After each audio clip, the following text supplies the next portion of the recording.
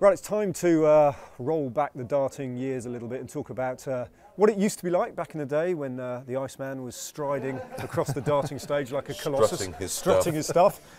And so was Mr. Mason, of course. He had worse shirts than I did back in the day, let's have it right. They weren't great. He had some shockers. A lot of variation in the shirts and a lot of variation back when you guys were playing in the kind of tournaments that you played in. Now, you know, the darting public now is used to a very narrow range of what you can expect from a tournament. I think but, the format's obviously much longer now, especially with not just the Opens but TV, but we used to play best of 5 in all the Opens. We used to go to North America and play best of 3, 301, double in, bull up. Brilliant. And that's not just round the corner. I actually travelled with Eric and we went out there and we were practicing. We never even talked about it. It wasn't even, I don't know why we didn't speak about it.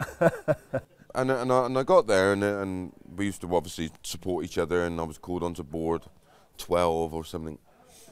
So up I go and shake the guy's hand, 6 practice darts, and like 4 minutes later he was like that, thanks very much. You've flown across the Atlantic for 4 minutes work. I've flown halfway around the world, and I literally threw the guy played phenomenal. He went out in something like 9 and 12. It was on the American circuit's main game, so right. That's why it was obviously the North American Open over there.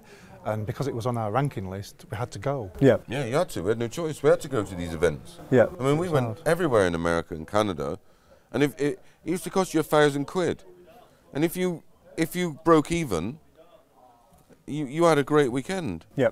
By the way, a little detail in that story was rooming with Eric Bristow. That's probably worth a book in its own right, isn't it? Yeah, I could write Double Jeopardy in our pants on a Thursday afternoon with a can of beer. Yeah, that was. Well, the first time I shared a room with Eric, we actually had a £10 bet on these 2 flies going up to the top of the ceiling. Yeah. Because that's what Eric's like. It's all the time. Honestly, quiz shows. Do you remember the outcome? Oh, lost. Quiz He shows. reminded me of it as well. You tended to lose against Eric, I should imagine. Yeah. On anything you do, On anything. pool, table tennis.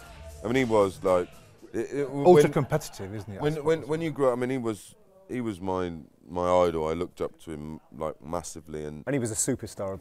He was like he was the transcended just the Kevin Keegan or the Pele or whatever. I mean, he made, for me, without Eric, I don't think we'd be here. We'd be in a hotel on a Wednesday afternoon in the middle of America, and he'd be sat there with his fags, and we were watching TV, and I'd be looking, going, "This is ridiculous. What's going on here? Is this real?" You know, like when we used to play in America, 8 o'clock in the morning, this is no lies, 8 o'clock in the morning, we'd all meet in Lowy or Lazaranco's hotel room. And we'd be there really early and we'd just reminisce for an hour about the stuff that's happened that we've done. Just chatting away. And then somebody'd go, Keith would go, what time we go? And then we'd all go down to the like 9:30, we were down at the venue. But for that 1 hour, it was priceless. To be amongst like the... Everybody walked out the room with a big smile on the face because it was just so funny. Do you think that they resonated with the British public because they were what they said, what was written on the tin was what was inside? Absolutely, and all of them were very similar. I mean, Jockey was just nuts. He was absolutely nuts, but he was such a lovable lad because he was very quiet, and all of a sudden he was like a volcano. He really was. He was just... Could you see it coming, or did it just... Not all the time, no. Him and Eric had this, thing for years, and they actually loved each other to death. They really did. But it was great for everybody else to see the rivalry and the pushing, and one day he kicked him on the shin as they were walking on stage, and Eric hobbled on, and all little things like that. It was just so funny, and he got Big Cliff. What a lovely man he is, entertainment, socialising. They just loved going out. They loved the game, they loved travelling, having a good time, and that's what it was all about. Having a pint. Really. I mean, these guys would, it was culture, it was part and parcel. Well, it was 88 when it was outlawed on TV. So they were brought up in all that era. I kind of missed that. Yeah. So I was used to it, but they weren't because it was just all part of it. Yes. Yeah.